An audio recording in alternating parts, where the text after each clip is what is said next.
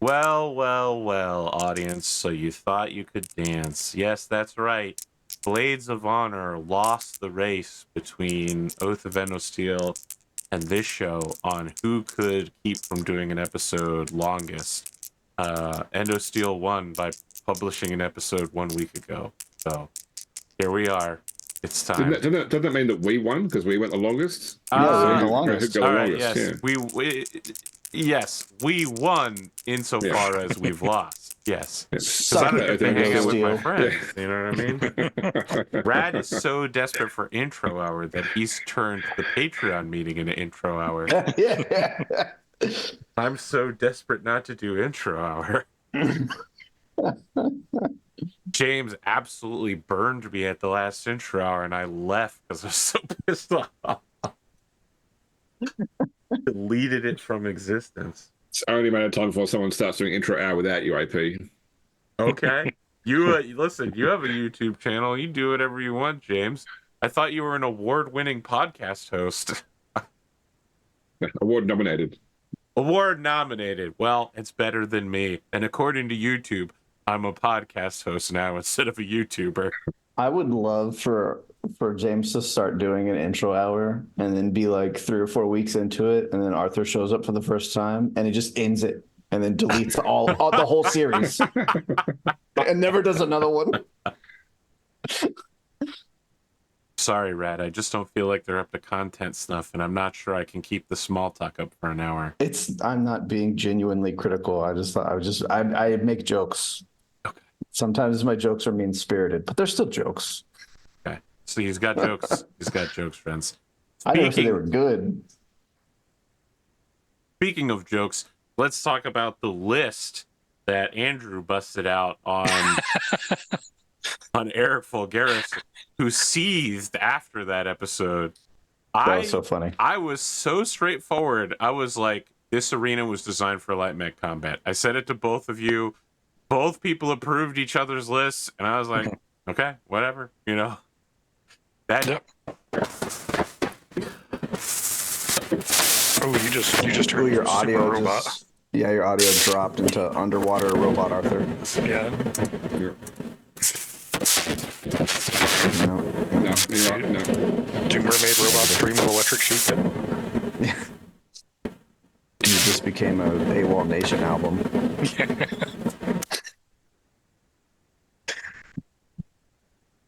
AP's definitely having some tech issues with his audio tonight. Yeah, right.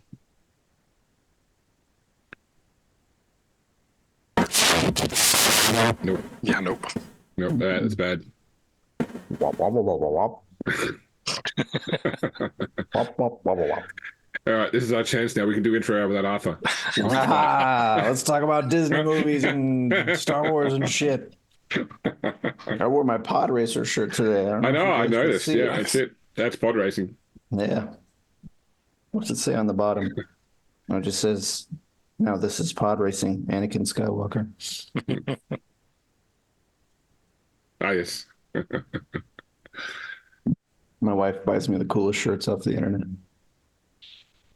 Because I don't buy clothes for myself. I'll literally wear clothes until they fall apart off of my body. She gave me shit the other day because I was wearing like a undershirt and it had a hole in it. And she's like, how old is that undershirt? And I was like, well, I definitely bought it before we were married. So at least 15 plus years. Well, it was obviously a slow news day yesterday because there was news that apparently people ran into Adam Sandler on the street and asked him about his fashion choices, and he explained that he just picked up the first thing he saw when he opened the drawer. You know, it's just yeah. living that dad energy. He did an interview. They're about to start shooting on Happy Gilmore 2. Okay. Yeah, which I thought was kind of wild. Why Arthur tries to fix his mic, I'll tell you, it's been a long week for me. I accidentally became important at work, and now I'm really suffering a lot of consequences for that. Okay. I'm making less money than I've ever made since college, and I've gone and made myself responsible for managing a multi-million-dollar logistical operation for one of the top 3 oil and gas companies in the world. I mean, that sounds like a perfect recipe for not extortion. What do you call it? When you steal money from the company. Embezzlement. Embezzlement. That's how. Yeah, that's like Yeah. that's like yeah. Low paid, high responsibility for money. That's embezzlement has written all over it. Yeah, I have a lot of motivation to just wantonly steal from network equipment from this company. But what's crazy is like this. I don't know. I don't know how much you guys, James, you probably know a fair bit of this about as far as IT stuff goes, but like network equipment is just bananas expensive, like crazy wild expensive. We have these SFPs, which are, I don't know what it stands for, but something port. It's like it's the little ports that are interchangeable. Plug into the switch so you can put in fiber, they plug for into example. a switch or a router, and that's where your like Cat6 or whatever, or fiber goes into, right? Little SFP modules. They're about this big. They're the size of like, an old school stick of gum, basically. And I found out that some of them that we have are 15 grand. Yeah. And to us, they're considered a consumable. I found like two dirty Ziploc baggies full of them in the back of like a storage room the other day because nobody like gives a shit about them at all. They're literally like that. It's like how an office tracks individual pieces of paper in a ream of paper. Like it's disposable. They couldn't care less. Like they'd sweep them off the desk into the trash just to clear up space on the desk to put their laptop down. And it's like. It's crazy. We're working for Australia's largest technology distributor. Like I could walk into the warehouse and like pull out, those little sort of like those tool drawers you get to put all your screws in, one of those full of like SFPs or GBICs. And this little drawer here is worth 90 grand. Yeah, it's like in Loki when they're at the Time Variance Authority and he opens a drawer that's full of Infinity Stones. I'm like, Jesus Christ, I could buy a new car with one of these, and there's a box of 300 of them on my desk that nobody wants, and they just want me to make it go away. If I thought for a second I could resell these on Amazon without going to jail, I'd be pocketing them left and right. But nobody is browsing eBay going, I wonder if I could get myself a $15,000 SFP today. Okay. How's this, Mike? Yep, you're back. Yeah, there we go. Okay. So just to be clear, the reason they're worth $15,000 is because you get them directly from the source, and no one's going to buy, as you've already noted, resold fit. When you can just, most people are just going to buy a $20 one off of Amazon. You know what I mean? Yeah.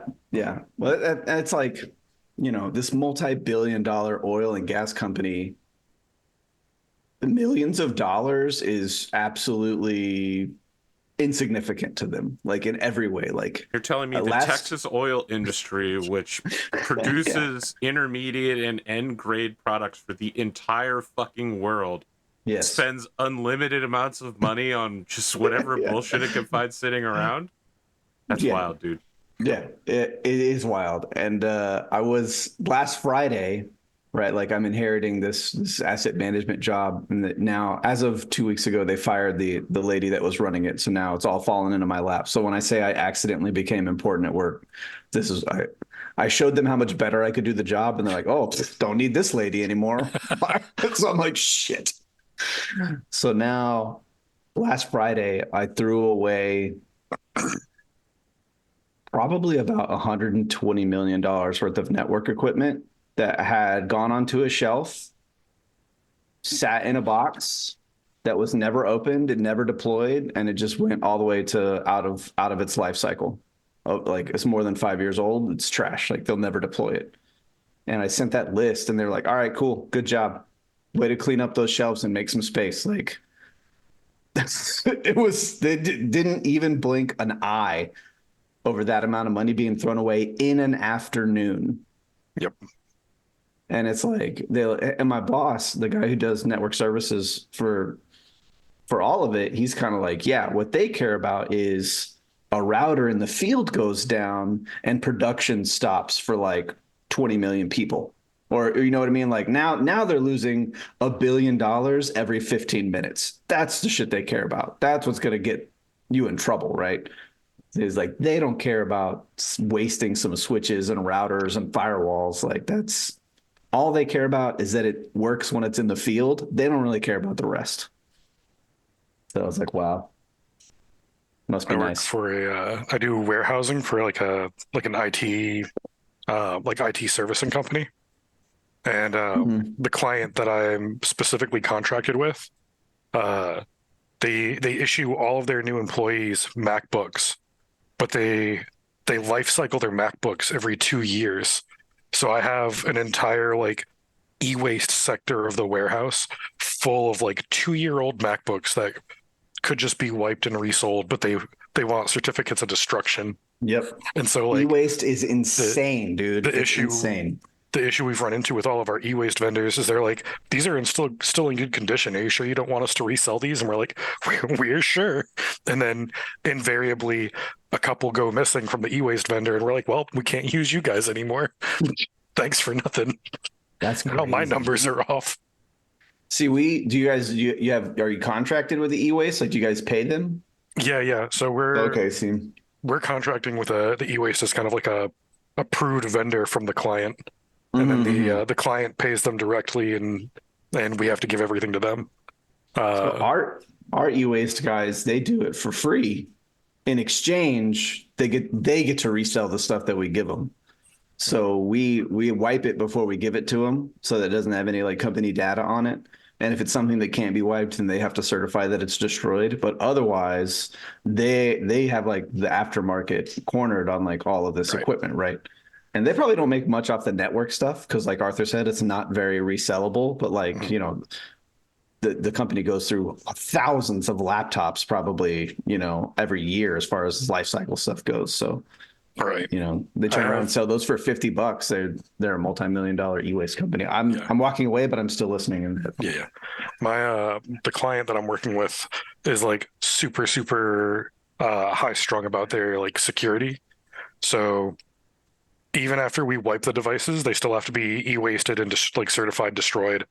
And then we get devices that are on like legal hold where we can't wipe the device. So I have an entire section of my warehouse that's a little over 1,000 computers just sitting there, and we have to hold on to them on the off chance that security or someone needs to access something that was on that drive.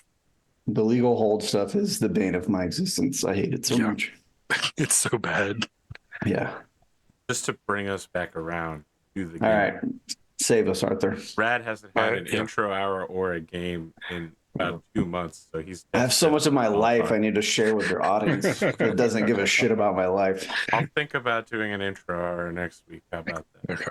All right. Well, we need to talk. We need to do a whole intro hour about IT asset management. That needs to be the topic. I know you got plenty of people in your community that could probably chime in on that. Back on topic. My list was bullshit.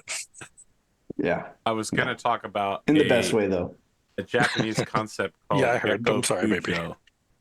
And this is the idea that the people who are lower than someone else will eventually rise up and take their jobs. And I mean, it's so stratified that it becomes a part of Japanese culture up until the 1800s, when the people who are at the top are like, I don't like the idea of someone overthrowing me or my kids, so we're going to put a stop to this by confiscating all weapons in the country.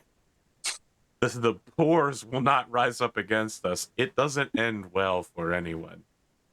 It's true. Meiji government, the sword hunt, all that shit. But yeah, it's a traditional part of Japanese culture that you always have to watch out because the people below you are looking to replace you.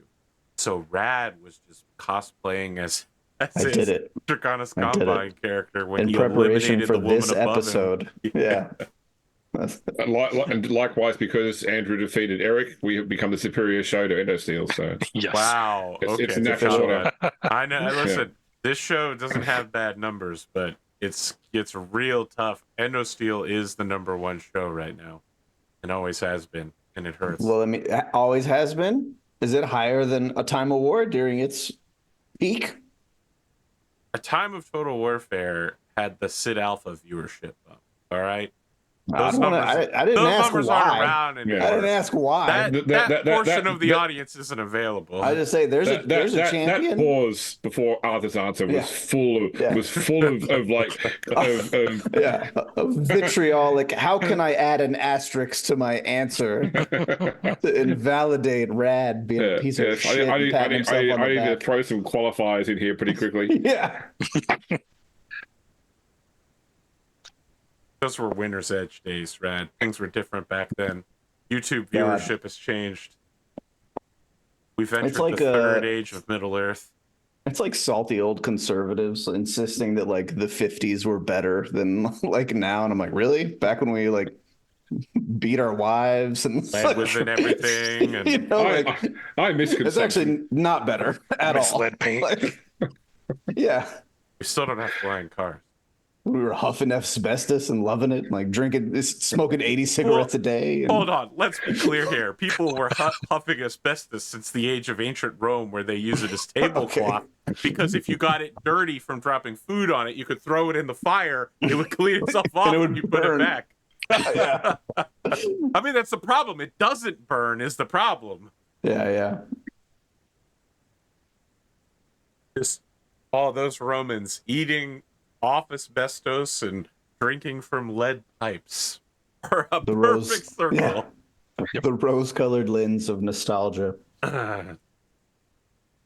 It's hard to imagine how a people that drank alcohol pretty much repeatedly and smoked so up to badly, sundown. Yeah, man, and were full of lead, managed to create a civilization capable of putting a satellite in space. But they did. I'm just saying.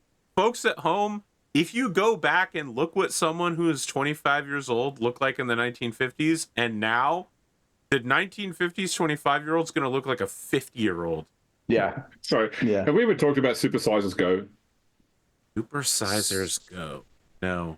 Maybe. No, it was a British TV series where they would have two people, and they would at the start of it, they would do a health test, and then they would live for 2 weeks only eating the food and drink that you would have had in a certain time in history. And they do a health check after the 2 weeks to see how they're going, you know. But one thing I quickly learned is that, like, in most times in history, people drank more alcohol than water. Yeah. And so they quickly spend most of those 2 weeks completely smashed. So the guy that gets like the 40s is just like blitzed the entire time. Yeah. But the worst one was where they did how people lived in the UK during the Battle of Britain, where like one person was living how they lived in the cities where it was all like rationing, and the other person lived how they lived in the country where it was like, I'm literally eating grass to survive. Just remember, this was a time period where you could get your heroin cut with cocaine legally. Wow, Rabbit's like, heroin with cocaine, that's what I like. Truly the peak of human civilization. These are the people that put a satellite in space, is all I'm saying. All right. Well, yeah, they were all on cocaine and heroin. Yeah. Right. Speaking of chasing the dragon, let's do some Draconis Combine. Oh wow, James, amazing. I really do need to figure out how to do a charity event where we have somebody, while you're out for a week, have somebody come on and play as you. We got to have someone with these smart, witty repartees there. All right, so here's the deal. Andrew basically said he wanted to hang out at this planet, and I think you guys agreed that you wanted to stick around Whittington for a few days and schmooze or whatever. So you do have a local gangster friend, a recovering Yakuza addict by the name of Bugsy Dillinger, which is his new undercover fake name in the Federated Sons, and he runs a business called Dillinger's Security Consultants, which is a small group of former Yakuza outcasts that basically run an anti-crime task force that the police come and are like, how do we break these gangs up? They keep shaking down the local taxpayers, and they're like, this is how we would do it, so this is how you should do it to stop it. They all fall down elevator shafts onto bullets. You know, that's such a specific reference to Mystery Man. Crime and I love over. it because almost no one remembers that movie. It's true, and it's so sad. Movie. It's so tragic. I so rarely meet people that know only what be I'm talking invisible about. when no one's looking. I've never not said when using like a shovel to dig, I shovel well. I say it every time a shovel touches my... It doesn't matter if I'm standing in the backyard by myself. I out loud say the words, I shovel well. That was back when Smash Mouth was still a significant musical artist. Back when movies were movies and heroin was heroin. You thought heroin was heroin in the year 2002? Yeah. Siegfried Arnsson, you have asked me whether you can hire those mercenaries that you hung out with for your episode 20 battle. The answer is basically flatly no. If you'll remember, we already did your end of year money spending stuff. So I think you go to see if you can hire them and you're like, I am completely tapped. I just bought a bunch of mechs and other stuff. I absolutely cannot afford to buy mercenaries and ship them back home. Gotcha. You can, however, get their business cards, and they would be happy to help you if you could arrange transport and pay them, which you can't currently do. Either of those things. You gotta wait till you get your next tax return. Yeah, right. You guys are nobles. You don't pay taxes. Yeah, that's right. I never said it was my tax return. You have those. What's it called? Unrealized capital gains. I gotta spend everybody else's tax return. Is there anything you'd like to do on the wonderful planet of Whittington that you have extremely temporary, diplomatically protected access to? I don't remember if I actually had anything I wanted to do on Whittington. I just wanted to see if those mercenaries would be like willing to. Great. The whole session was planned to be around a wild Whittington adventure. I will now make up the rest of the session. I wanted to. I don't remember what my message said, and I had an elaborate plan in my head, as I always do, and then I forget it 24 hours later. You know, you can write plans down. You know that, right? No. Who does that? No. I do. Every time I had a crazy Nero scheme, I had to write it down because it was so stupid. This was also stupid. When I think of an elaborate plan, I think I'm going to write it down, and then I also forget to write it down shortly before forgetting what the plan itself was. Part of the problem is it gets so elaborate that by the time you this far down the path of elaboracy, you don't remember what the original catalyst to start the plan was. So you just know what step 63 is. And what really happens is I come up with an elaborate plan, and then on step 2A, Arthur's like, roll some dice, and then the plan is over because because the dice do not cooperate. So yeah, my plan was. It seems like I'm the bad guy in that situation. No, you're just the harbinger of the bad guys, which is the dice. You are the Silver Surfer to the Dice's Galactus. I wanted to be secretly on planet. I wanted to sneak on planet and assassinate my great uncle or whatever he is. Yep. I believe he's your dad's older brother, so he is your uncle. Uncle, yeah. So that's or not assassinate. I wanted to confront him. I won't say my plan is to for sure assassinate him, but my plan is to confront him. Just as a reminder, this guy is an old ass mech warrior who now runs retirement seminars and is he's crazy old at this point, isn't he? Or how old is he? In his I haven't 70s, seen Cobra 80s? Kai, but I want to imagine it's like Cobra Kai. I haven't seen Cobra Kai either. The whole TV show, do you mean? Yes. Or that's like... Yeah, but it's like, who's the... I want to say David Duchovny, and that's not even remotely correct. The guy who plays the original bad guy coach, right? Oh, okay, yeah. David Duchovny, I think, is the guy from X-Files. I don't know why. The original coach is in it? Yeah. Because the show is about the student, right? Right, but Johnny. The original coach still runs a studio. Yeah. What's his name? Kessler or something? I don't know. I keep meaning to watch that show. I've heard a lot of good things. Strike first, strike hard, no mercy, sir.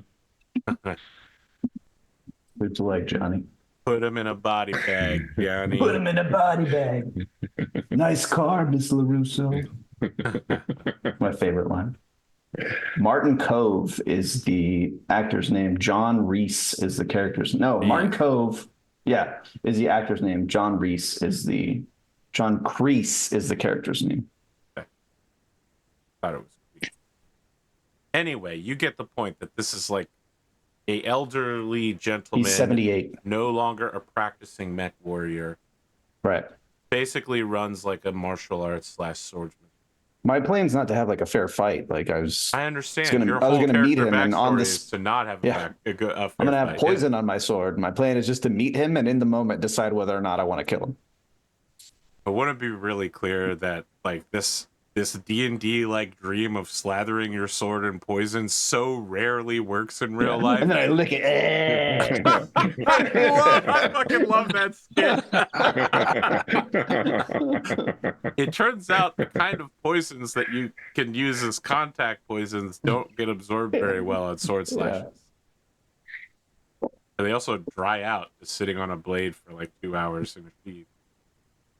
But it's the sci-fi future, and it is canonical that those poisons exist in Battletech, so no matter how much I'm going to bitch about it, it's actually a reservoir inside the blade that you fill. Oh, of course. Yeah. Like a gun blade, as you slash, you have to press the trigger button, and it shoots the poison into the wound. You got me.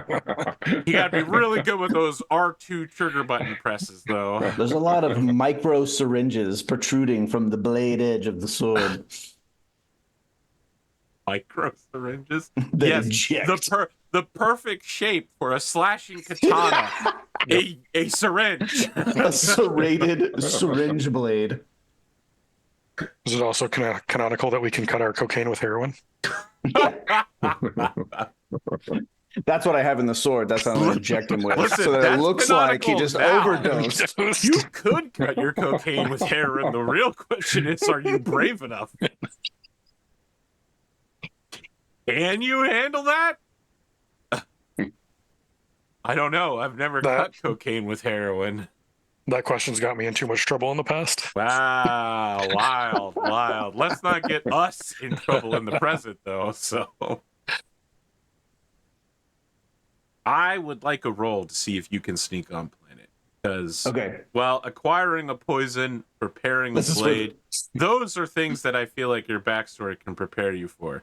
Sneaking onto a planet that would murder you if they caught you sneaking on a planet, like maybe not guards or diplomatic officials, but if you were driving through the backwoods and someone was like, "Is that one of them there Drac snakes?" And they're like, "Yeah, I think I've seen her on TV. She's one of them princesses. What's she doing here? Let's kill her." When did he get out into the Hirokan Highlands? Yeah, exactly. So, I mean, the Hirokan Highlands are on the way to Genji's waterfall, because Genji's waterfall is in the southeast side. I'm thinking culture criminal, Raddosaurus. Okay. With charisma. You sound like maybe you want to argue that. No, that's fine. I think that's fair enough. Wouldn't he have to go through like or could he go through? Or I guess could she go through the what did you call them? Like Brad Big B's budget bully service or whatever the Yakuza guys are that are on planet. You mean Dillinger's security consultant? Yeah, those guys. Okay, well they don't have the clearance to get you through TSA because they work. I mean, we're not asking for the clearance. This is obviously. Can I argue culture criminal with intelligence because of a crafty plan? Sure. Okay. The audience, I knew there would be a contest. I'm gonna have to negotiate my way through this entire process. Yeah, I didn't even make it to 2A. It was roll dice at step 1B. Step 1A, suggest plan. Step 1B, get wrecked. This is like the Robert Downey Jr. Sherlock Holmes. He has the whole fight plan. But on the first punch, he goes down. And then gets kicked squarely in the crotch. All right, this is going to be with a +2. Okay. That's a 10. Yeah, it's a 10. That's pretty good. That's pretty okay. Now, can I tell you what my goal, my in-state goal, like how I want the scenario to unveil? Absolutely. So to speak. Go ahead. Okay. The dramatic moment the dramatic setting I would like to concoct for this moment, because I don't have any control over the moment itself, is I would like to have snuck into his home and be in the room with the wall with all the swords, with the missing sword, and have him come into this room alone, late at night to I don't know, to do something that he usually does. I don't know. And I want to be there in that room when he comes in. All right. Maybe he Fair just enough. watched, the mech fight or something, and he's coming back in or something like that. Rad, have you ever played the recent 7th Sea redo, John Wick 7th I have Sea? not. Mm-mm. Have you played it, Arthur? They gave me a review copy of it, and I was unkind. Okay, it's very. I feel like it's the same way you'd like to play a game, Rad. You pretty much at the start of a scene, you roll like dice to get a number of successes, and then you spend those successes to do cool things during the scene. And if you run out of successes, then the scene doesn't end well for you. But it's very narrative in that style. I like that. That sounds cool. It also has disaster spiral style health, where the more you die, the faster you can be. Just to be clear. The more you die, the deader you are. Yes. When you start getting hurt, bad things happen to you, and you start dying very quickly. I want you to know that I am prepared. I am prepared for my character to die tonight if this should go poorly. Because if you die, I guess you're the one that's doing the new character art for the next character. So I don't have to worry about that part. You have to find some other weird Asian actress you can then use. Yeah. Wow. Weird. You just ruined this woman's career. Never even heard of us. You got to slander her. Hey, she has 6 cats, all right? Okay. How many cats is too many people cats? on my street that have 6 cats. Not that weird. The scene is all in black and white. We start with you coming down on not a dropship, but like a shuttle from the. So there's a space station that is in orbit of the spaceport. So dropships go there to drop off heavy cargo, and then it's brought down by more efficient transport shuttles and passenger shuttles. We see you on such a shuttle, and you're wearing, a hoodie with a baseball cap and dark sunglasses. You've hired, local security guards who are trying to pretend that you're an actress or a VIP or something, and they hand a fat wad of cash to the passport officers who look the other way and let you go through. One of them's excuse me, she doesn't like to be touched and she doesn't like to be handed things, sort of deal. And the passport guys are you probably shouldn't get involved in this sort of thing, right? These guys get you through security, these criminals that you've paid. We get you in the back of a transport helicopter. I don't know if you've ever played the game A Way Out, but basically it's you sitting alone in the back of the helicopter with your sword, you're applying the poison to it, you're alone with your thoughts, just looking at the setting sun as you are chasing away from it, headed towards a beautiful mansion built in a sort of oriental Japanese castle style on top of a waterfall river area. And we cut to you setting up in this room. It's nighttime. We can see there's the room that opens to his office. There's a whole wall full of swords with the missing sword. There's absolutely a beautiful scenic vista of the waterfall.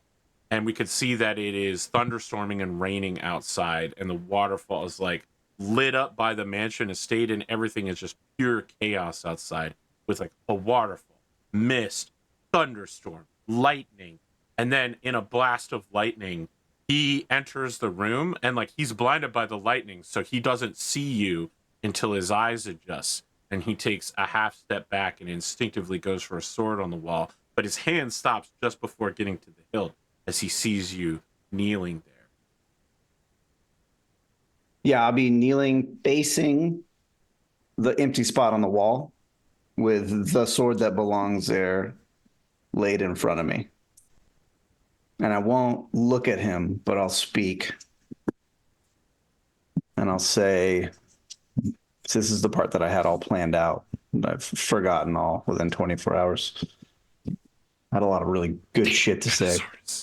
I say some really clever stuff. No. All right, we'll just pretend that you said some really no. stuff. I'll just say, do you know why I've come? Because I'm gonna presume that he can infer what's happening. I don't think he's ever met you in his life. No, he wouldn't. Ever met. But I'm testing to see if he's gonna put the context clues together of the sword and the space. I'm assuming he's gonna recognize the sword as a thing. I mean, if you can't think of something cool to say, just say the whole scene in Japanese with no subtitles. Okay. Got it. okay, so this guy is just turning 50 very short. His eyes are adjusting from the lightning blast. He sees that you have laid out a sword, and he's trying to analyze like what this sword is, right? He doesn't understand its significance yet. I think that part of what's at play with this scene here is that you have brought a ceremonial katana that is very important to House Genji, and he is reaching for like a European style longsword with like an extremely Catholic symbolism about like the hilt and the cross shape on it, and there's like a smaller cross. And he pauses for a moment there and says, I had never thought the day would come when Akari turned to the House of Genji, who are far from home.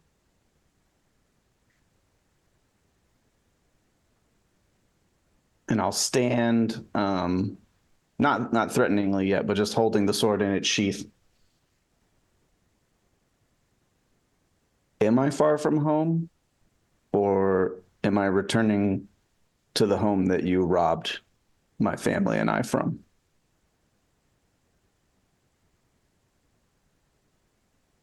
I've come to receive your confession and your testimony for the wrong you've done to your brother and his family.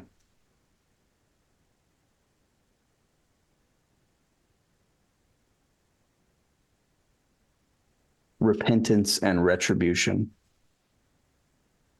are on the table tonight. Where then is he? Is he not a warrior that can press his own claim? Who are you to involve yourself in this family matter? I am the head of my house, and as this responsibility has fallen upon my shoulders, I've made it a priority to come and collect on the dishonor that you've cast upon your own family. When you, and emotion starts to creep into her voice as she starts to get, upset. You threw your own brother aside for little more than political advantage. You cast him into a world that you knew he could never thrive, that he would never reach the potential, that he would never sit a seat that you denied him. And we have struggled and scraped and made deals and fallen into darkness ever since. And you knew all of it. You knew all of it when you did it. And you did it for personal gain, and you did it without honor. And you did it. You did this. He steps away from the sword on the wall and moves to stand directly in front of you, unarmed. And he says, Isoroku is like a brother to me.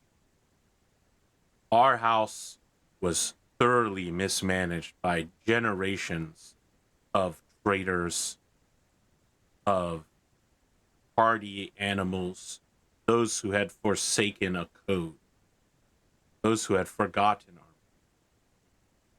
I required the funding necessary. And if you had thought to speak with your father for 1 minute, you might know that he willingly went for the family. You come to me and you say that you are the head of your house. I recognize that that is true. You are head of a cadet branch of a different house. A house Isoroku Genji made. Have you bothered to speak to him about any of this? You have come here drawing wild assumptions about how the state of my house is. We are wealthy now because I have spent an entire generation serving as a mech warrior. Selling family members to other worlds. We are nobles. You justify your wealth and your success after what you've done? These things are what happens when you are held to a higher standard above the commoners. Well, I stand here today to hold you to the standard. The Combine standard. We are not in the Draconis Combine.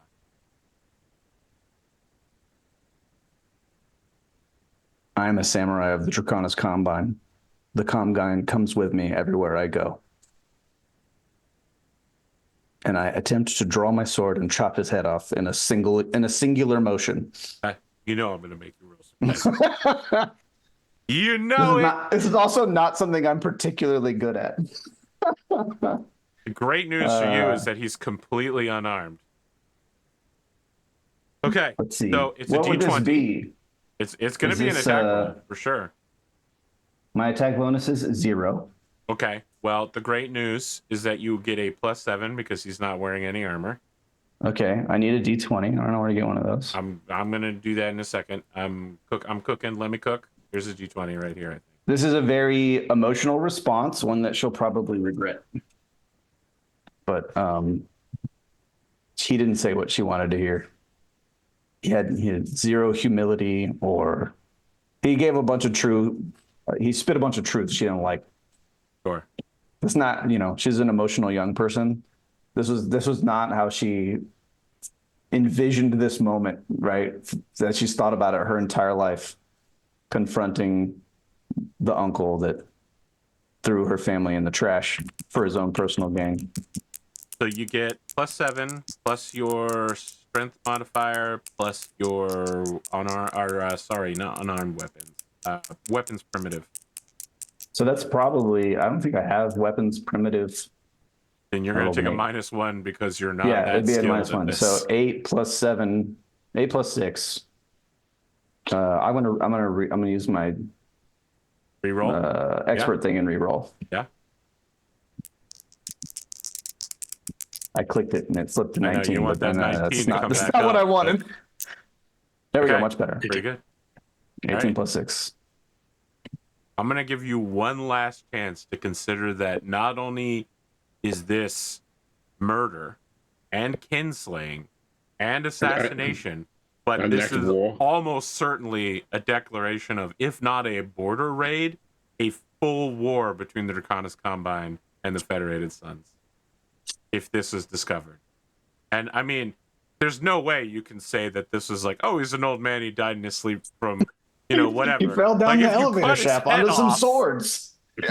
If you're sure, then that happens. Listen, I know it's a lot of consequences for the game, but I think this is just what this character would do. I think she's a super wild next episode of Endosteel for sure. I think she's super emotionally repressed, and she plays it super cool and collected and calm all the time, and she has a lot of trauma just from, I don't know, being a rich kid, I guess. I don't know. I don't know what kind of trauma that is, but I'm sure it's some kind. And I think this is just what she would do. I think this is true to character. Just sit fire to the place before you leave. I think so. Yeah. I want to say, based on your sword off the wall, you are not actually that good at sword fighting. And I don't know that we've ever described your character as being an expert sword fighter. You sort of have that Miyamoto Musashi ambush your opponent and overwhelm them instant strikes. She's won some notable duels, but none of them have necessarily been because she's incredibly talented, right? This is the greatest sword strike you've ever made. Absolutely beautiful, instant unsheathing, quick draw, Iaido. The blade cuts into him, and it takes an incredible strength to cut through someone's neck. Like, the meat part isn't as hard as you would think. It's getting through the bone in one slicing motion that's the problem. And yet, driven by I want to say a petulant fury and an expectation of a lifetime, your full body weight comes down as you drag the blade closer to you, slicing evenly through the bone and leaving his head to fall to the ground. Full on Kurosawa Sanjuro, blood pressure exploding, blood. Does he see some cherry blossoms in the background and say perfect for before sure. his Blades head of falls off? Yeah. I want to say that a little bit of blood like splashes over your face. Full on Dexter, like if someone does this forensically, the tatami mats on the floor and like the white paneling on the wall, like someone will notice that there is like a human outline where the blood spray should be. As you're holding this sword that represents the honor of both houses of Genji, as you have killed your uncle. Now, do I want to put the sword on the wall before I leave? That is the most ninja ass shit you could do. I think it is classic Japanese stuff. I think it guarantees that they find out who did it, right? Like beyond the shadow of a doubt. Pretty much. But I think it's like the most symbolic shit she could do is to be like, now I'm done with this side of the family. Debt repaid. We're finished here. Like I don't think she's really thinking about like, how can I get away with this? She's thinking about like, this is a generational slight that I have now righted. Here's what balance. Here's what I want to add to this scene is that the Oath of Endosteel ended at the start of the Kerensky Ball, which is being held in this very mansion. And I want it to take place during the ball night. Yes. That would be incredible. Yes. Like at the end of the ball, I'm gonna pop on the three of them and be like, "Oh yeah, Hikari, or Genji's dead. Like he was murdered, dead upstairs, and his sword was returned, and there's blood everywhere." Well, the only is it Eric's character that's like kind of part of his group, and I got the whole idea. It's Celeste. It's. Sam's it's Sam's character. Yes, that's part of I got the whole idea from the scene early in I don't know if you call it the second season, but when they first started their new characters, Celeste goes and has a meeting with Genji, and that's when the first time you described the scene with the wall of swords and the missing sword. So Celeste would be the only one, because it's probably not like a well-known thing, right? Like it's a personal. But Celeste is going to know. Yeah. Celeste is going to know. Like that's the only one that could really recognize the difference, right? And Genji's nephew, who is inheriting the house, is also going. Yeah, I definitely put it back on the wall. Okay. It's just a final fuck you. I was gonna say, do you set fire to the house as you leave? Yeah, I mean probably that. Well, I don't want to do that to Arthur if the ball is happening. Do you want me to set the house on fire during the ball? I feel like if you set the house on fire, it's going to be a really great ending to the ball. All right, I'll do that then. I do want to set it on fire. I do want to point out, though, it is raining, so... That's okay. I have, I don't know, some liquid. Of course, I brought super accelerant. Yeah, I brought some Battletech bullshit that I was going to say, spray on the roof. You can't tell me Yohei Genji didn't have like like at least one oil lamp in the house somewhere. Yeah, definitely knock over an oil lamp. I have a can of like 80s hairspray, which is basically an atomic weapon. Just toss that, you know. You get back on this transport helicopter that brought you there. The pilot just looks at you covered in blood, walking through the rainstorm. You don't have the sword you came with. And the room you just left from is on fire. And he goes, "That's metal as fuck.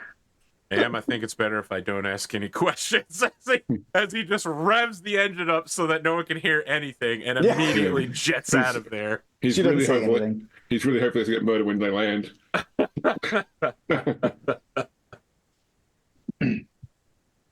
I want all the Oath of Endosteel characters to have to make rolls to escape the fire. Otherwise, they could be scarred from it. All right, Zuko, calm down. Yeah. This was definitely my Azula moment. Your Azula moment? So one of them should show up and say, "What's wrong? No lightning today?" Yeah. That's all I wanted to do on Whittington. Here's the crazy thing. From a rewatch of Avatar, she doesn't ever actually kill anyone. Well, it's a Nickelodeon cartoon. Plenty Does anyone of ever people kill die anyone? in that show? Yeah, Jet I mean, definitely dies. Does And he? Jet What kills a happens? ton Now I'm of trying to people. remember. What happens to Jet? Jet is killed by the Fire Nation, and I think it's from his own like opening the dam or whatever. Like he's trying to No. open the dam to kill the Fire Nation. He comes back later in the show. He doesn't die from that. No, he doesn't. He gets brainwashed and Oh, right, yes, by the Dai Li, and then he gets crushed in the rocks or something. Yeah. He definitely dies. He dies in Ba Sing Se. Yes, he definitely dies okay. because in the second to last episode, the Ember Island players, several people are just like, "Did Jet die?" Oh, that's right. I do remember that.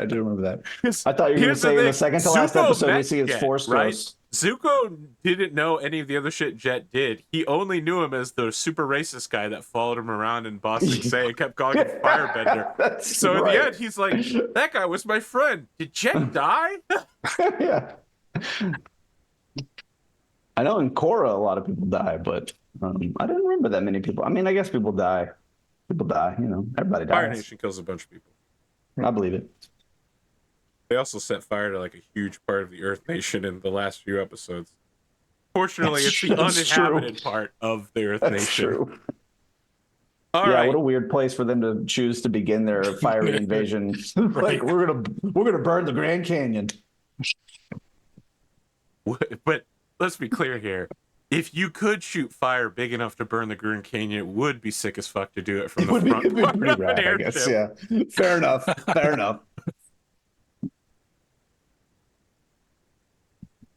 Is there anything anyone else would like to do on planet? I'm guessing your time here is going to be very limited, as there will be an enormous manhunt. Now that I've fucked up 2 of Arthur's show in a single 15-minute scene, I'm feeling pretty satisfied with my work here tonight. Anyone else have any plots they'd like to execute now? I'm good, thanks. Who would you like to kill while you're here, James? Well, the whole reason we went to the other place was for my plot anyway, so I'm fine. I mean, I feel like it's not truly a DCMS visit to Whittington unless we burn the Hirokan Highlands. We get an airship. Oh, did I? On the front of the airship, we mount just the torso of the flamer, and we just. It's unfortunately been an incredibly dry season in the fire spreads. Yeah. We didn't do the scene that I wanted to do at the start of this. I have it written down even. We cut to black and white. It is what's his name? The guy who stole the sword. Jesus. Alouette. Alouette Takeda. Yeah. He's like in one of the like crew docking ports. So like it's a door, like an airlock door. You would go into the dropship before going into the dropship proper. And we could see that the dropship is taking off of the freezing cold ice moon planet that you were on, Lushan. And the dropship's like taking off, but the outer dropship door is open. And we could see Alouette is like banging his hands. He's like, "You gotta let me in! You gotta let me in!" And we could see that Poe is standing there, and he's like, You have to let me in. I recognize you. You know, you're a commoner. You have to let me in." And then Poe pulls out Draconis Elite Strike Team, the red visor, 360-degree cyber helmet, and like black ninja suit, and he's like putting it on, and he's like, "Oh no. No," and like Poe just stands there as this guy is like burning, and then you hit the edge of the atmosphere, and then he's like freezing, and then he just, is bumping around in the dropship, and his cold frozen body is now like briefly in orbit of Lushan 8, and we hear a very digitized, breathing Darth Vader style version of Poe's voice just going like, "And so another job is complete. The internal security force will never allow traitors to live." Then he takes off the like helmet, he's taking off his suit, he's stuffing them in a gym bag, and then someone's like, "Hey, you over there, get back to work on those mechs." And he's like, "Yes, of course." Sorry, sir. Yeah, sorry, sir.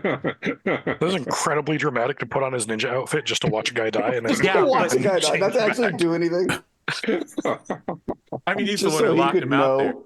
James said that he wanted to leave Alouette to die because he had the sword, and I was like, I'm gonna have Poe do it so that we can clearly see that Poe is the ISF handler that that has been handling James's character the whole time. You know, What's that on character's name in second the thought, Expanse? to think about it, I would absolutely, if I had one available and I was going to watch someone die in an airlock, I would absolutely put on a full Darth Vader cosplay to Put on a watch. sweet helmet? Hell yeah. Are you talking about the pirate captain from the Expanse, the one who teaches Trevor everything she knows? The mechanic. When he's Amos. like, I am that. Yeah, Amos. Yeah, is yeah. like, I am that guy. Yeah. What a scene. Incredible. One of the best parts of the series. No, the best part of that series is when that guy goes, it's not rocket science, and someone goes, Amos, you work on a fucking spaceship. You are a rocket scientist. For me, that was my goddamn. Yeah. Him and Bobby were my two favorite characters on that show, far and away. Mm-hmm. As long as it's not Alex. That's all I'm saying. Yeah. One of my favorite lines is, sorry to keep sidetracking. I'm very ADHD today. When the Martians try to take the ship back, right? There's a couple of the young Martian officers. Yeah.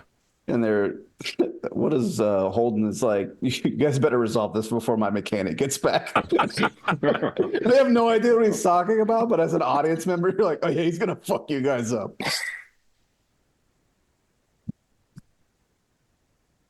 Okay. It is not a pleasant trip up from the surface, right? Like, by the time you've made it and transferred back to a ship to take you to the dropship Akari, there's a full lockdown in the system. And there is a huge diplomatic spat where they're trying to hold your jump ship. And it's one of those things where, like, they try to blockade your shuttle from getting back to the jump ship, and you have to run the blockade and then basically jump immediately. And it takes like 4 days to get there. So it's like 4 days of extremely tense arguing and you being chased by like aerospace fighters. And the captain of your shuttle is like, I'm glad you paid me enough because it's all about physics now. They can't catch up to us. We're going too fast. On the Endosteel side, you've got Tier Siron, right? Yeah. Like on his space station, like trying to coordinate, like, get that ship, close the blockade. Somebody's like, I'm sorry, Akbar. sir, we can't get to them. It's just physics.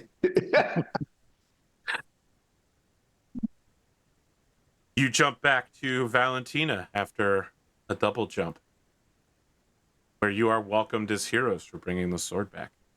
And you receive an invitation from the planet's military governor, not civil governor, but military governor, to attend a ball in the honor of House Takeda for the return of the sword.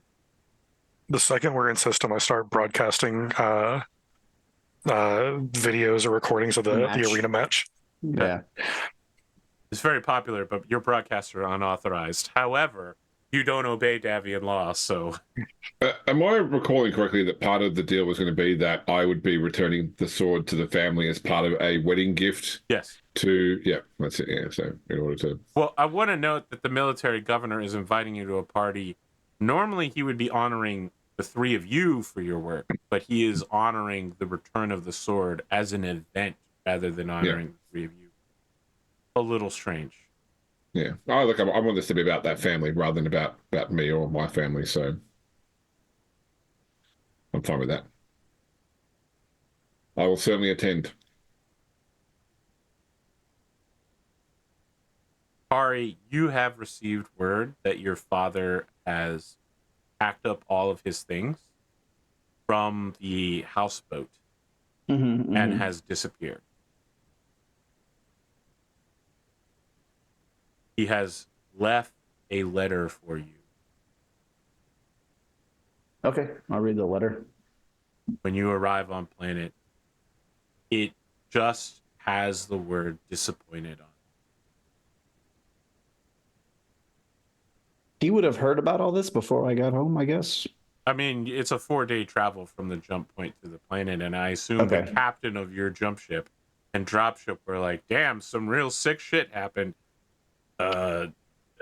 Yohei Genji was murdered, and a sword that was thought lost mysteriously appeared on his sword rack.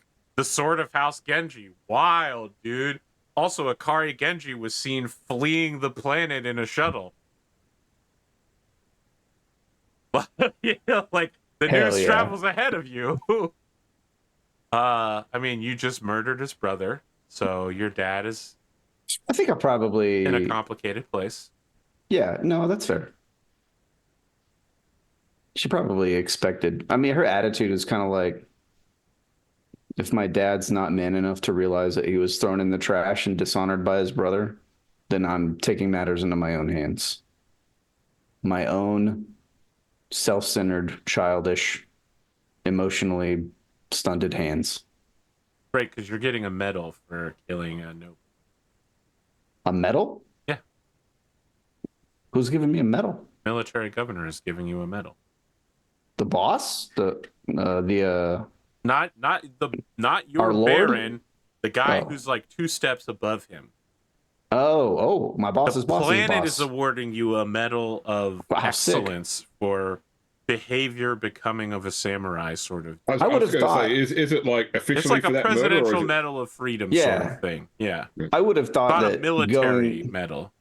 going on to another planet and avenging my bloodline by, killing a Whittington noble would be well received on my planet. Like, obviously my dad didn't like it Yeah, because it it's is his well brother. received. But like it would put me in good standing on world, basically. They're I'm giving interested you to a see. medal. Yeah, I'm interested to see where the Baron's at with it though, because that's who I'm most concerned about. Because Wanna he's go see obviously him? not like. Well, the last time I talked to him, he was like, "You should listen to your dad," and then I went and did something that pissed off my dad. But at the same time, he has to toe the company line, so to a certain extent, he has to be like, "Good job." But that's not what I don't know. I don't know what he's gonna do. Yeah, I want to point out that earlier in the show, someone tried to give James's house Kyeda a promotion to a diplomatic post that would revolve around him doing nothing for the rest. This is a society where receiving a promotion or posting may not be a good thing. Right. It could be. I'm sure I've heard stories about how people in the military are promoted to some ass end of Alaska where no one's going to hear about them for the next 5 years. It happens all the time in the Army. We call them majors. Oh my God. Wow. Apologies to all the lieutenant colonels out there that had to suffer being a major to hear this slander. If you're a shit captain, that's the fastest way to become a major. Wow. The two easiest ranks to acquire in all of the U.S. Army. Battalion. Being a shit captain gets you automatically promoted to major, and also the other easiest rank to achieve is E4. Because if you want to become an E4, all you have to do is get stationed in Korea as an E5. And you'll be sent home as an E4 because everybody who gets stationed in Korea gets in trouble and sent home demoted. So wow, be an E5 in Korea, automatic E4. Be a shit captain, automatic major. 2 easiest ranks to get in the Army. Horrifying stories.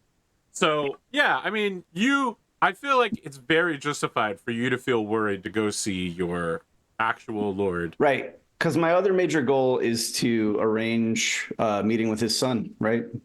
To try and manufacture the beginning of that courtship. That might be off the menu troubled now. Path. Yeah, but she's determined.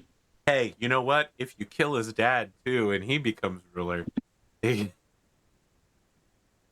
this point, you're really in that Lou Boo state of mind where once you start dishonorably murdering family members, if you just keep doing it, once you've cut your heroin with cocaine, you might as well just. Once you kill your first foster dad, it's really easy to kill your second foster dad.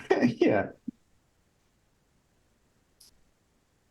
I don't know. I got to come up with something, but yeah, I mean, I guess he doesn't make any attempts to meet with me.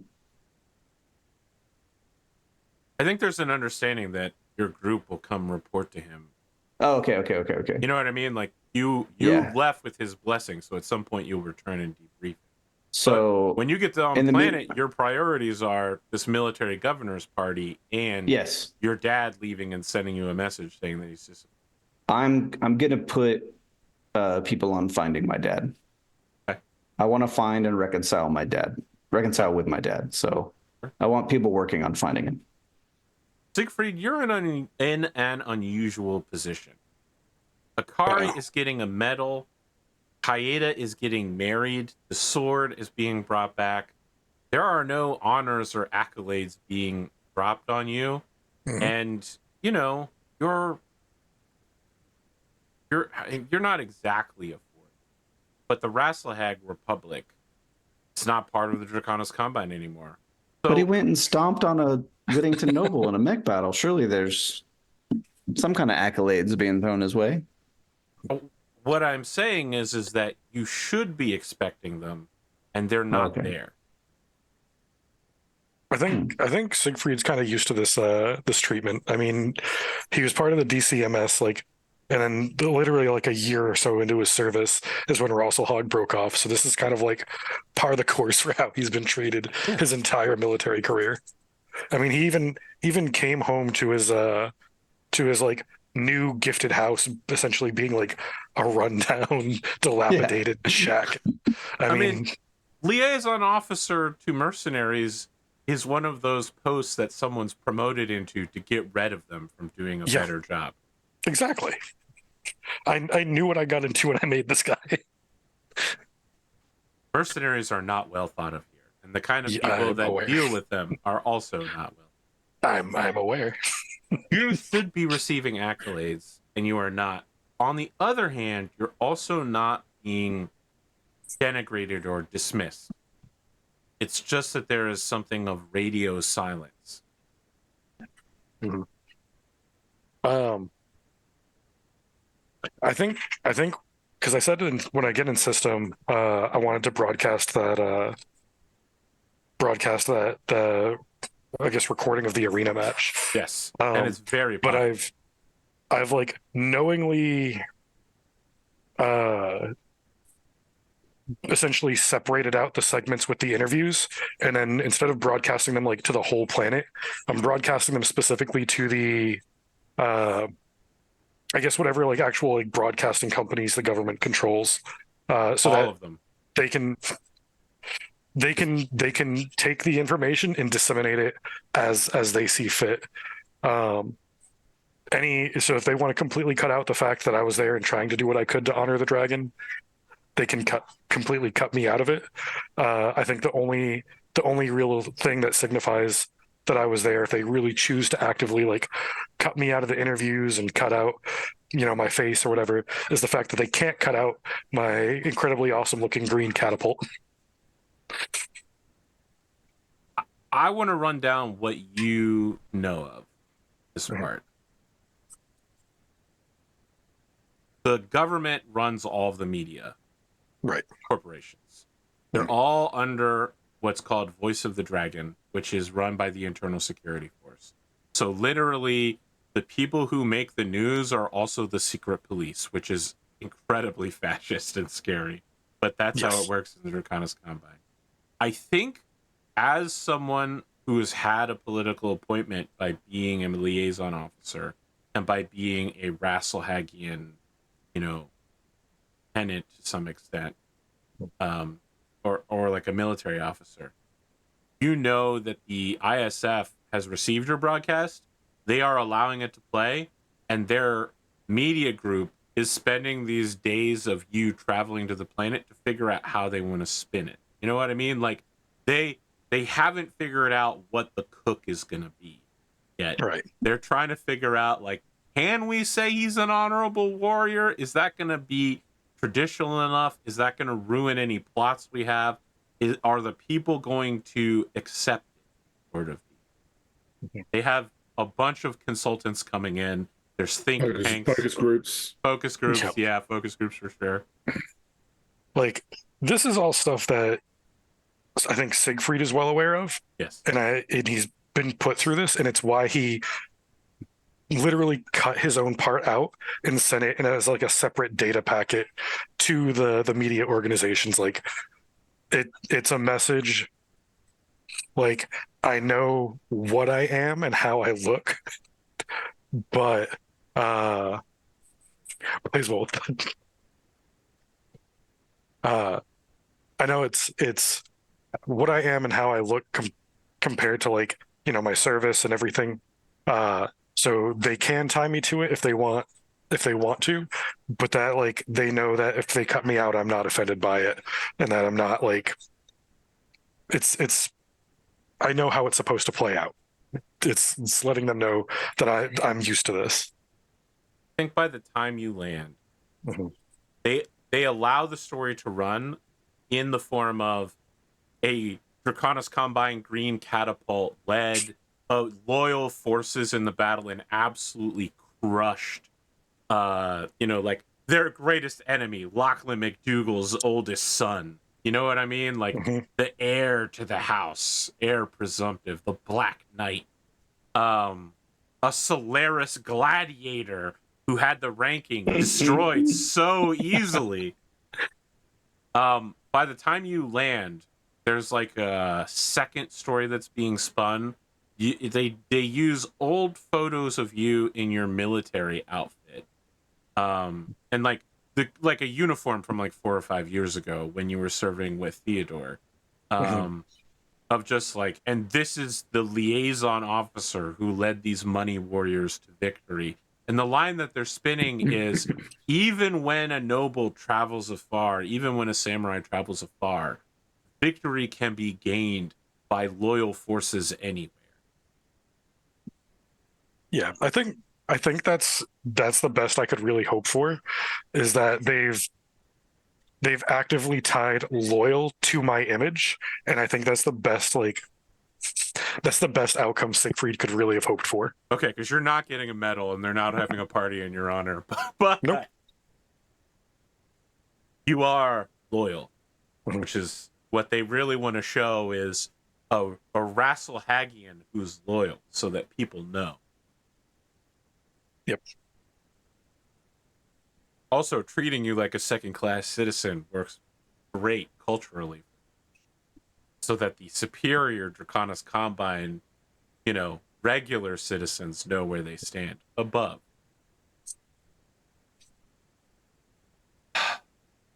I think at the party, Siegfried does put out feelers that he is a bachelor.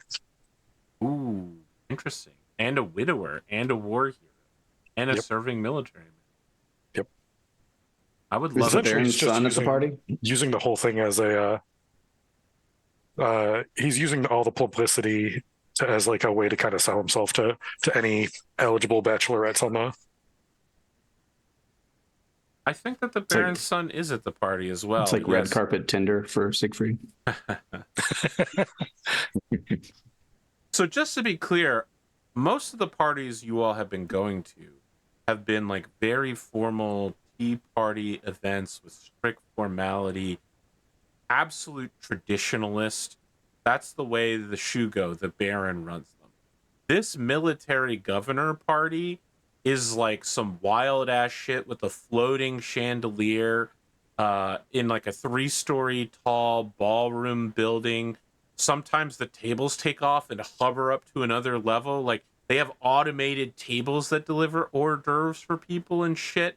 Everyone's wearing like Night City cyberwear style. Some people are wearing like semi-transparent raincoats. Like, this is also a part of Draconis Combine culture, is like the uke and like rakish behavior, like weird mix of like technological and fashion. Nobles are allowed to push what's allowed, and that's what's happening at this party, is like the fashionable from across the planet have come to be seen and to party and to show the common people, like, you work so that we can do this. This is where the wealth is. You get to observe this and understand that the king is at the top. You're welcome, poor people. What can I say? So yeah, like, I feel like this is an eye-opening event for all of you, and also it opens you up to a social structure of partnership across the whole planet with other nobility. My question to you, Siegfried Arnsson, is how do you feel about rich merchant daughters? Non-nobles. Powerful celebrities who are looking to get into the noble bloodline and care more about that than perhaps your personality or anything. Essentially a green card marriage where the green card gets you into the highest levels of nobility. How do you feel about being used is what I'm asking you, Andrew. No, I think Siegfried is sticking to like looking for someone in a noble family.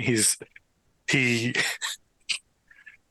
specifically wants to like tie his house to like another noble house and distance himself from Rosselhog as much as he can. Okay. I want to roll. I absolutely want a charisma-based culture roll.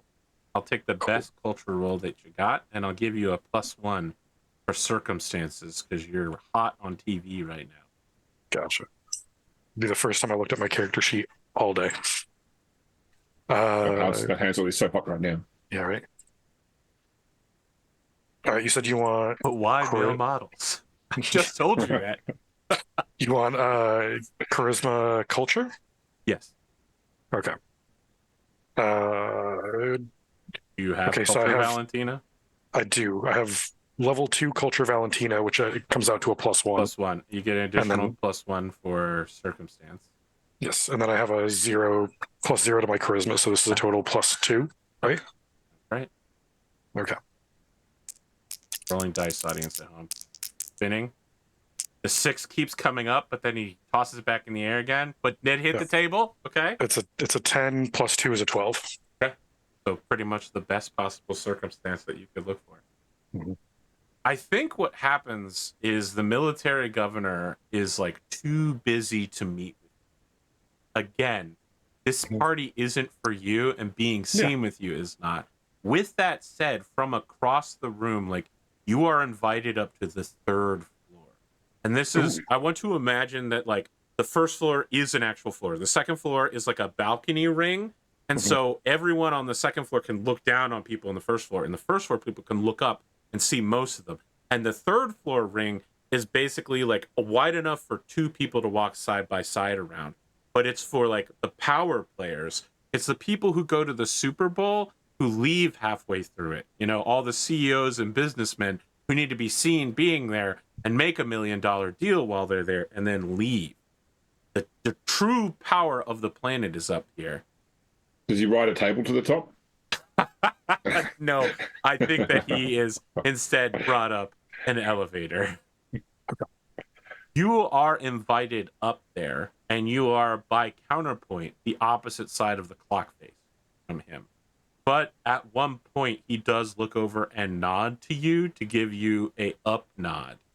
And it's one of those things where, like, everyone that's on the 3rd floor is waiting to see if this will happen. And when they see it happen, they all relax.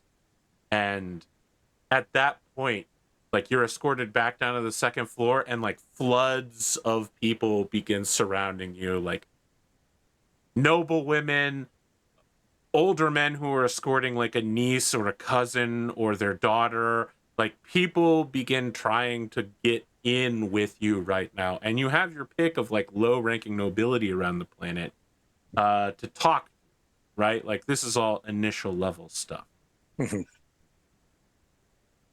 I don't have a list of prepared women from across the planet. That's fine. I'm not Rick Romney. I don't have binders full of women ready. I thought we'd still be on Whittington. I didn't understand that we were going to murder our way off the planet this episode. I can get back to you for the next episode. Yeah. I'm going to tell you what Siegfried's looking for. He's specifically, he wants someone who's in a noble family, but he is looking for someone he's going to have a connection with, because he, in his head, marriage is kind of like a forever commitment, and like he doesn't want to hate the person he's married to. Right. And you've already walked the path of fiancé-ship before, and it ended disastrously. Yes. No Sagishiro, son of Baron Koji Sagi is present, Akari. And when he arrives, I think he arrives in his battle mech and like parks it outside so that the concierge has to move it, sort of deal. Like everybody else is showing up in fancy cars, and he shows up in a Hermes, which is a battle mech with a flamethrower specifically meant for anti-infantry and close combat. So it's a real move to bring that into contact with a huge number of nobles. And then it's revealed that it's actually the Oath of Endosteel cast, and they're here to burn our party down. You better finish it up before the party ends. They have a chance of retort. So Shiro has like hair that has specifically been done up in like pomade and hair products to be like spiky anime character hair, like Akihabara style. Like he's got a loud shirt on, but nice pants. Like when I say nice pants, I'm talking about like suit dress pants that are going to be several $100s for. The other thing is he's got frosted tips as well on his hair, and he's wearing a bunch of necklaces. If you're talking about the leap from someone who was like one of those Dekigoro Zoku kids that like causes trouble and pretends they're a gangster, this is like the Pokemon Evolve version of that. This is what they grow up to be. Okay. I don't know. How old is he? I think he's a little bit older than you. Okay. So he's just completed his Mech Warrior training, which is a little late. Like it's one of those things where like he started a little late and he was in school for longer than you should be. And probably the thing to note is that he isn't wielding a sword. So when noble mech warriors graduate from a prestigious military academy, they're awarded a samurai sword. I mean, even Siegfried, I believe, got one when he is not wearing such a sword. He did, however, finish mech warrior training, so there's definitely some sort of story. When you see this guy, he kind of waves to you and then immediately goes into talking with actual military officers, people of high rank, a lot of really conservative, orthodox, right-wing, like hardliners, kind of like his father.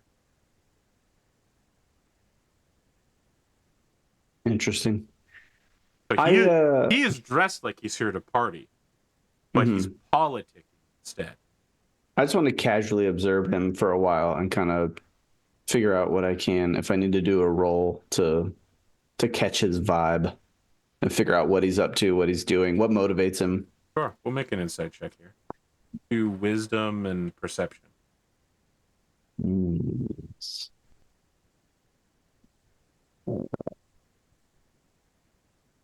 That's a flat roll for me.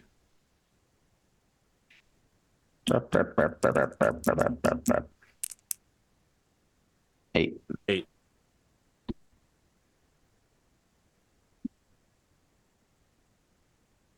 It's no surprise to anyone involved in either politics or nobility the idea of putting forward a fake image of himself, especially for public consumption.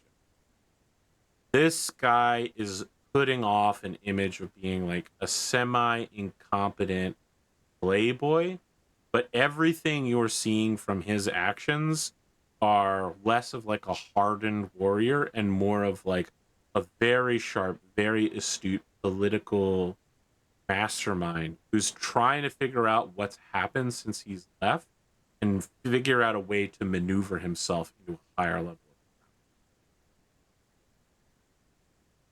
He is aligning himself with his father's power base in a way that probably speaks well, right?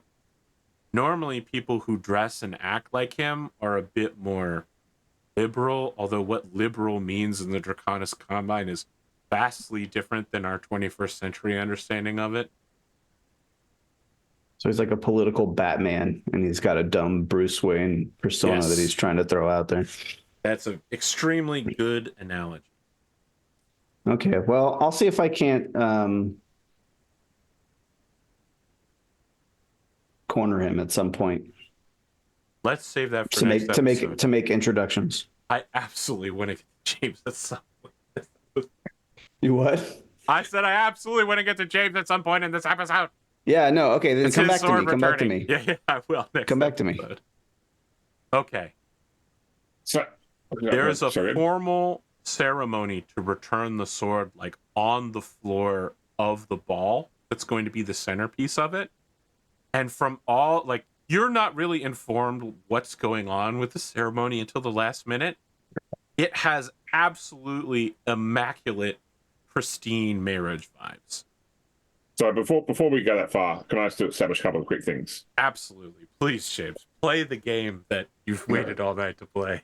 So I think that certainly that Hiro is probably a little bit uncomfortable in this environment. You know, like he said, he's wearing like a black suit, and probably the suit is like the suit pants are ironed on the seam, not on the crease, just to be a little bit not be so formal, you know. But I got the impression that Henya, from her description, she is quite counterculture, quite counter fashion as well. So yes. I would imagine this is a place that she is probably quite comfortable. So I think that probably for most of the night, which is not the formal part, Hiro just basically lets Henya lead him around. I think she's not present for you at the time. Oh, okay.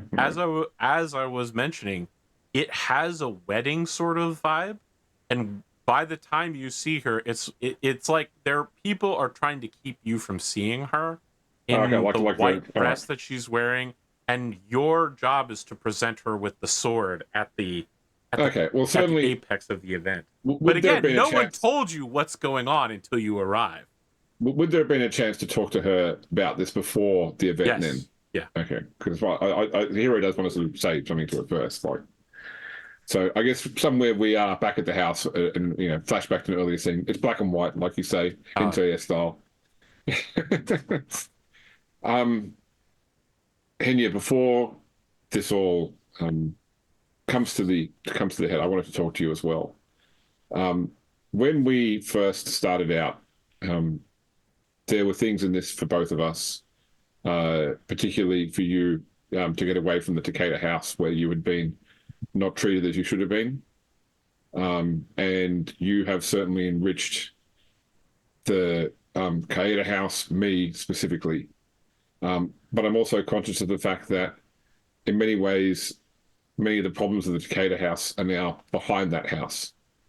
And I think that you have a much brighter future. I just want you to know that you are not, you don't owe me anything. You stepped out and you raised arms when you could have hid when we were threatened. You've always stood by me. And as I say, this house, I am always richer for your presence. But I need you to know that if your situation has changed and you wish to stay with the Kyeda house, I don't want to make a scene that would make that awkward. But if you stay, then all I can do is guarantee you that I and everyone in this house will try to support and protect you forever, as I know that you would the other way. Listen, I think that Bonds from the FGO soundtrack, but that's just me. That's my go-to song. I think she gives you a strange look and says, I have no place at the Kyeda house. I already know how the rest of the family will. Who will lead the Kyeda house is still up to question. When the sword is returned to the elders, they will all be pushing their own heirs to become the new leader. But I already know how all of them would treat me because I've been living it my whole life. Perhaps our engagement period should be long so that we can get to know each other, but I would be very honored to accept the protection of House Kyeda for some time. Very well. Thank you for being honest with me, as I will always be with you. All right. So she puts on, again, it's black and white, but she has red sunglasses that she puts on and says, "Let's go." That's not the only color in the scene. Yeah, that's the only color in the scene is red sunglasses. It's very Sin City. All right, as you were, back to the parties. Yeah, yes. So there's a lot of people who look like they want to talk to you, but don't approach you. And you are invited up to the second tier of guests on the balcony level. The military governor appears to be like watching you from the third level, but isn't inviting you all the way up. Instead, he invites Akari up towards the beginning of the ceremony is the medal award. Akari.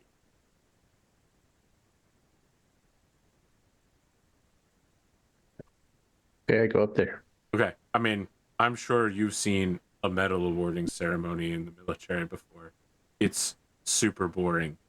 Yeah, it's awful. And everyone is completely involved and no one can do anything while the medal awarding. At the end of it, the governor comes down from the third floor to the second floor and stands next to the Kyeda scion and says, like, this is not a formal meeting. It's like, oh, by chance I happen to be standing directly next to you and looking the same direction as you at the same time, sort of deal. You know, there's nothing chance about it, and everyone here is watching everything that's happening. But there's this presumptiveness about it.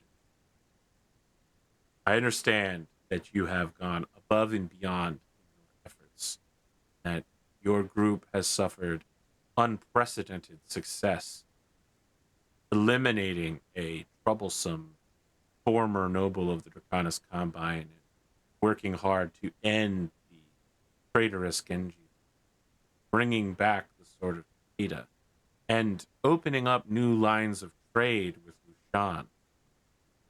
All of these are extremely well done. My understanding from a report from Intelligence Bureau that you have adhered closely to strict and often tumultuous orders. So who is this, to me or to Rad? Sorry, I thought No, this is to you. Kyeda. He This moved is from, Kyeda. yes, he I thought moved so, from the third floor to stand next to you. We are here to do our duty, without accolade, without question. There are many who would say that they can. There are fewer. It is an impressive work that you have performed.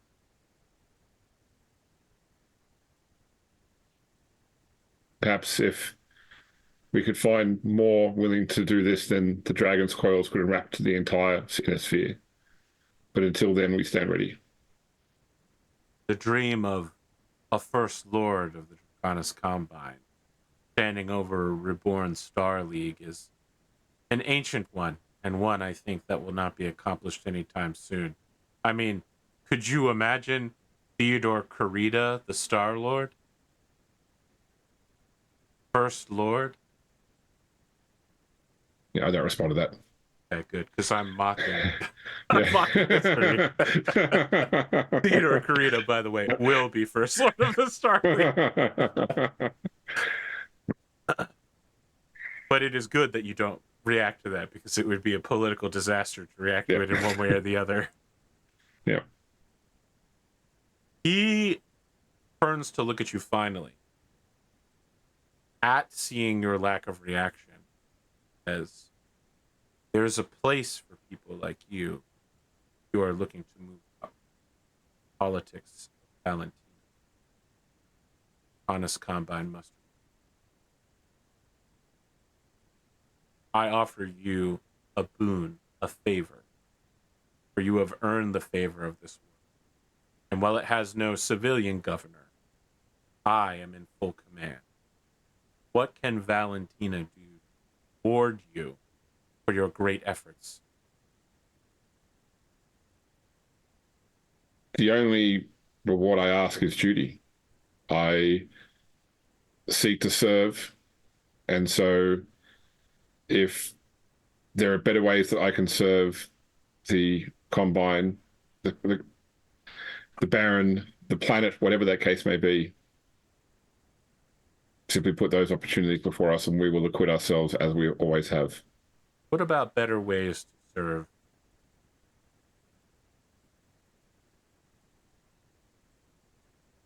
Just tell me how I can. We will speak more later. It would appear that a sword is wanting a master.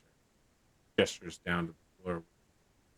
Penya's entering to a bunch of people rolling a red carpet out in front of her and throwing flowers everywhere, and rice, and like people are making a pass so that you can go back down to the first, deliver the Takeda sword to a member of the Takeda family. All right. I'll bow respectfully to him. And I'll vault over the side. No, I'm not. No, I'll walk down. As this ceremony is underway and the party is over, but the after party begins. Like the politicking is done, the medal ceremony is done. Now is the time for people who didn't want to be here to leave, and the people who do want to be here to get crazy drunk and crash into stuff. Someone pulls out a vuvuzela and starts blowing it, Oh, wow. That's your idea of an after party, James? That's how you start one. Not anyone I've ever seen, but all right. Is that an Australian thing? I guess maybe it's a soccer thing. Yeah, I forgot that got popular 10, 12 years ago. Nice. Everyone can take 1,000 XP for this. Woo. I've also completed the goal of returning the sword. Well. So you think you can just return a sword and get experience points? All right. Get this chart. It's the first goal I've completed in a number of sessions. All right. Does returning the sword advance the planet of Valentina or I think it advances Hangetsu Bay for sure. So 200 for the goal, 300 for advances on Getsu Bay. I'll say it advances your own clan for another 200, and it's known to everyone for another 100. So that's 300 and 500 for 800. Okay, thank you. Did anyone else complete a written down goal? Arrange a meeting with the Shogun's son. Yeah, okay, sure. What do I get for that? Well, it's hard to say that advances the planet or Hangetsu Bay. It's a meeting. But yeah, 200 for completing a goal. I think it's definitely easy to say that this advances your clan in some way. And then it's known to a bunch of people, so 500 total. Okay, now I have a weird situation. I didn't think that I was going to get this opportunity to kill this guy so soon. So I have I don't know if you can see my sheet on the mechs without numbers. Okay. But I have I've set up a chain of goals so that I would remember, right? And not forget all of my elaborate plans. Sure. And one of my chains of goals ends with confront Lord Genji and then avenge Bloodline. But I had a bunch of steps before that now I guess I don't have to do anymore. So is that I've completed the whole chain and skipped several generated an parts. infinite number of paper clips. We can skip the destroying humanity. Yeah. Should I just not? What do you want to do? How do you feel? Say it's just an open performance rad, which gets you more responsibilities and no more money. Oh, no. Can I just say? Oh no! I've done it again. I'll give it to you. 200 for the goal, 100 for advancing the Draconis Combine. I think it's hard to say that this advances your own. I think that's a pretty tough sell. It's basically fractured your father away from you. And it's known to everybody for another 100. So 400 for that goal as well. Okay. Andrew, do you have anything for me? Any goals? I don't know. I don't think I do. Embarrass Eric Vulgaris. the two goals I have for Siegfried, I think I need to break them down the way Rad's got his broken down. because I have reconcile his soldier identity with his identity as a samurai, which is something I think is going to take more RP, but I think we've started down that path. And then the other one is learn how to conduct himself in court.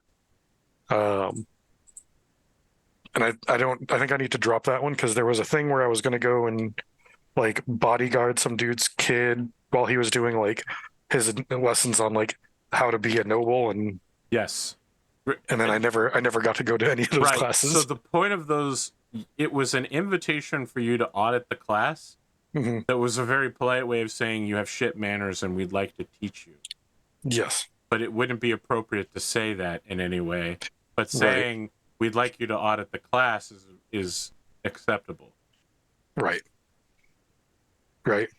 So I don't think I've achieved any of those goals. I think I've started with I think Siegfried is at a place where he started learning, like reconciling his identity as a samurai and his place in the Combine as a samurai with his identity as a soldier, but I don't think he's there yet. Okay. And I think I'm going to do a flowchart like Rad just did for his. You found a way to break the goal system. Just set an end goal, and if you accidentally accomplish it, you can do the Leonardo DiCaprio drink and cigarette pointing at the TV. Gentlemen, it was great to see you all again. Yeah, James, likewise. I'm glad you got to do something. I'm so worried that we had several episodes where I feel like you haven't gotten to do very much. Well, once again, like the whole reason for going to Lushan was my following the sword. So that's like I had a whole arc. Had a whole ass arc, guys. Yeah, I mean the problem with playing a character who is quiet and reserved is it often looks like you're not engaged even when you are. So yeah, it's like you play some sort of suicidal character who offers to die intentionally to prove he's innocent. That would be wild, dude. Mm-hmm. People were freaking out. I was freaking out. Is there any chance we'll be good to play again next week? I think that I will not be at this point in time, unfortunately. Incredible. How did I see that one coming? I just wanted to get in before Rad said he was not free, just to give Rad the impression of being universally available. Thank you. Oh, actually, yeah, I appreciate that. I'm available all the time, guys. We're never not here because of me. Oh, I just got an achievement for 1,000 hours of Tabletop. Nice. You did it. You've won. You've completed the game. I think specifically many of those 1,000 hours I didn't win. I intentionally was losing those. That's true. So I'm sorry, Rad. There should be an achievement for that. Well, I got the achievement unlocked for a whole session without rolling any dice today. So wow, I didn't know that was the thing. Wild, absolutely wild. Let's look at this. Okay, so for the record, my new goals, Arthur, in case you need to track them. I do need to track them. One is find Dad. Okay, find Dad. Which will lead to reconcile with Dad. Okay. Maybe I'll change that to confront Dad, because I don't know the reconciliation is possible. You need like a flow chart, like if Dad is reconcilable, then reconcile with Dad. Yeah, that's true. Not, then kill Dad. Yeah. Dave, you don't have to give him ideas. He'll figure it out on his own, I'm sure. And then my other current goal will change from arrange meeting with Shogun's son to gain favor with Shogun's son. Okay. I like how you saw that this guy is like some sort of soulless political machine, and you're like, that's what I want to fuck with right there. I think that's what Akari is also, maybe, or maybe that's what she wants to be. Extremely. I like the idea that Akari thinks that she's that person, but she spends all her time on yachts and assassinating people. She's extremely emotionally. Arnsson walks in the party and goes, I want to find someone I've got a connection with. Akari walks in, I want to find someone I form no connection with. Akari's like, how can I get this business on track?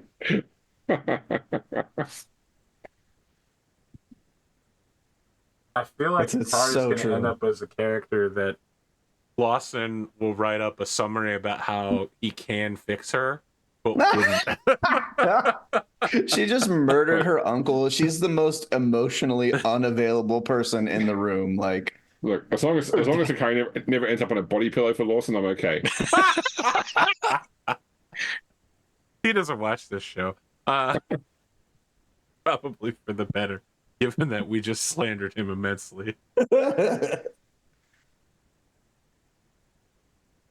Wow, I'm tired, guys. I'm glad we made it to the episode. Any final thoughts on this particular episode, which got completely out of hand in the first 5 seconds and then just kept getting out of hand? I mean, my mic stopped working. We killed an uncle. Good job. Worse. Good job. Sorry, rolling not with the punches, sorry. AP. Oh, yeah, Yeah. thanks. Yeah. I mean, good appreciate job. that. I had to roll with them for sure. Listen, we could have done other stuff on Whittington. It just would have had to have taken place between the fight and the ball. Was there any? Is there time between that? Like a week, maybe? Like we could have flashed. Could have done my thing last. Is what I'm saying. I want to imagine a world in which you re-rolled into a natural, and he fucking claps the sword in front of him and holds it there. That would have been incredible. But then he gets poisoned, and we both die.